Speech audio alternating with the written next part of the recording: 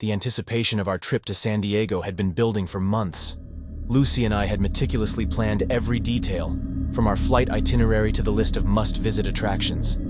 As we boarded the plane in New Orleans, excitement crackled in the air between us, fueling our anticipation for the adventures that awaited us on the West Coast. The flight itself was uneventful, filled with the typical hum of conversation and the occasional overhead announcement. But as we descended into San Diego International Airport, I couldn't shake the feeling of unease that settled over me like a heavy fog. It was as if the very air around us was charged with an unspoken tension, a sense of foreboding that I couldn't quite put my finger on. Stepping off the plane, we were greeted by the warm California sun and the salty breeze off the Pacific Ocean. The promise of palm trees swaying in the breeze and endless days of relaxation stretched out before us like a dream come true. We collected our luggage and made our way through the bustling airport, eager to begin our vacation in earnest. Our first day in San Diego was everything we had hoped for and more. We spent the morning lounging on the beach, our toes sinking into the warm sand as we basked in the glow of the sun. We sampled exotic fruits at the local farmers market, their juicy sweetness bursting on our tongues. And as the day turned to night, we explored the vibrant gas lamp quarter, marveling at the eclectic mix of shops and restaurants that lined the bustling streets. But even in the midst of our blissful vacation, there were subtle signs that all was not well in paradise. I noticed the occasional newspaper headline proclaiming mysterious outbreaks of illness in the city, but I dismissed them as nothing more than sensationalized media hype. After all, what could possibly go wrong in sunny San Diego? It wasn't until our second day in the city that the truth revealed itself in all its horrifying glory. As we strolled through Balboa Park, marveling at the lush greenery and intricate architecture, we began to notice something strange about the people around us.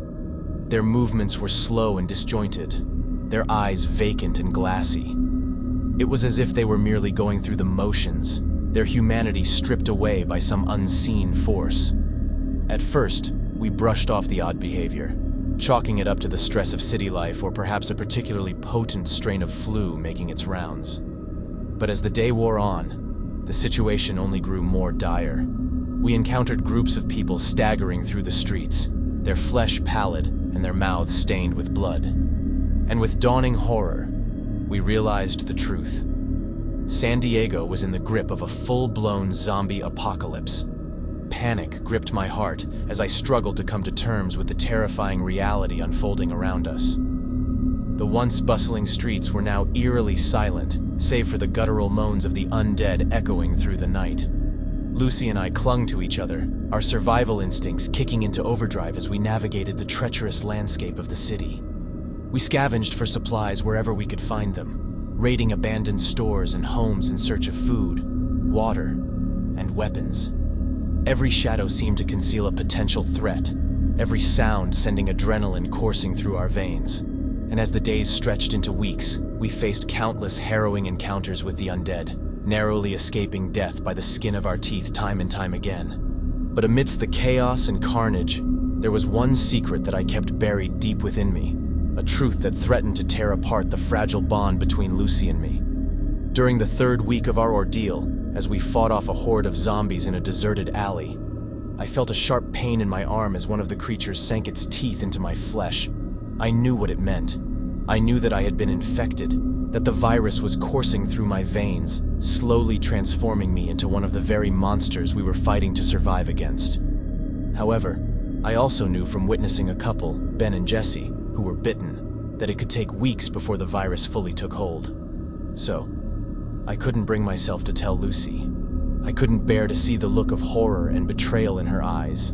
I needed to ensure that she was safe before I could reveal anything. So, I kept my secret hidden, burying it beneath a facade of false bravado and forced smiles. But with each passing day, the infection spread, gnawing away at my humanity and leaving me a hollow shell of the man I once was.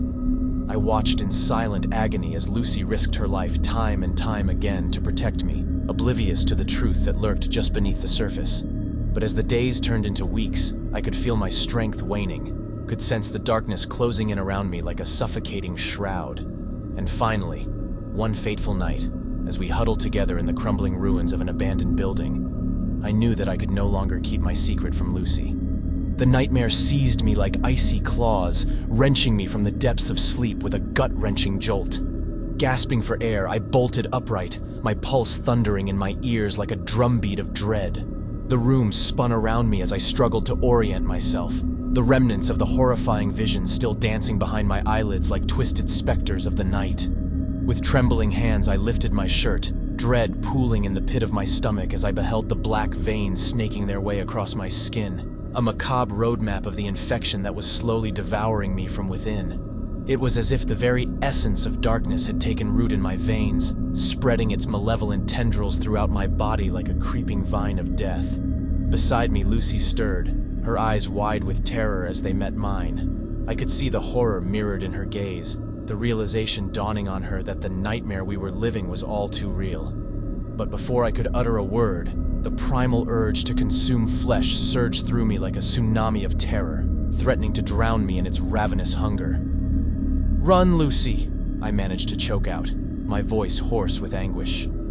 "Get as far away as you can. I can't control it anymore." But Lucy refused to leave my side. She reached out to me, but I pushed her away, the agony of knowing what I was becoming tearing at my very soul like a pack of ravenous wolves. Suddenly, the silence of the night was shattered by the spine-chilling screech of zombies, drawn by the agonized cries that echoed through the darkness. Lucy peered out the window and saw a horde surging into the building, their undead eyes fixed on us with hungry. As I collapsed onto the floor, Lucy ran over and helped me to my feet. We made our way to the room of the abandoned building and bolted the door behind us. But even as we did, I knew it wouldn't be enough to hold back the relentless tide of the undead. As the zombies battered at the door below, their mindless hunger driving them ever onward, Lucy prayed for salvation, her eyes pleading with me to come with her. But I knew that my fate was already sealed, that there was no escape from the darkness that consumed me. Tears streaked down Lucy's face as a beam of light shone down upon us from the sky, a ray of hope piercing through the darkness like a beacon from heaven. It was a rescue helicopter, and Lucy waved desperately, urging them to land and save us from our impending doom. The blades whirled upon descent, kicking up dirt and debris as Lucy ran over, begging and pleading with the people inside to help us. But as they caught sight of my condition, the pilot raised his rifle, his eyes hard with determination. Lucy jumped in front of the barrel, her voice trembling as she explained that I was sick and in need of help. However, they refused to let me board, citing me as a safety risk to them all. And rightly so, for I knew that I was only hanging on to my humanity by a thread. With the last ounce of strength that remained, I stood to my feet, apologizing to Lucy for what I was about to do. I knew she wouldn't leave me behind. I knew her love would not allow her to abandon me. So I did the only thing I could.